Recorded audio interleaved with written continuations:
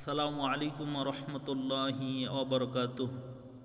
আলহামদুলিল্লাহি রব্বিল আলামিন ওয়াসসালাতু ওয়াসসালামু আলা সাইয়্যিদিল আমবিয়া ওয়াল মুরসালিন মুহাম্মাদিন ওয়া আলা আলিহি ওয়া আসহাবিহি আজমাইন, আম্মা বাদ। পিতামাতার হক 14টি, জীবিত অবস্থায় 7টি।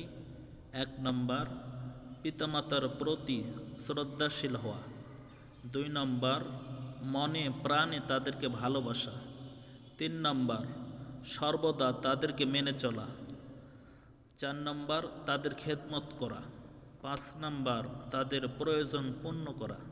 6 নম্বর, তাদের সব সময় সুখে শান্তিতে রাখার চেষ্টা করা। 7 নম্বর, নিয়মিত তাদের সাথে সাক্ষাৎ ও দেখাশোনা করা। এই জীবিত অবস্থায় 7টি খেদমত প্রতিটি সন্তান যেন পিতামাতার করতে পারে। আল্লাহ পাক তৌফিক দান করুন, সকলে বলেন আমিন।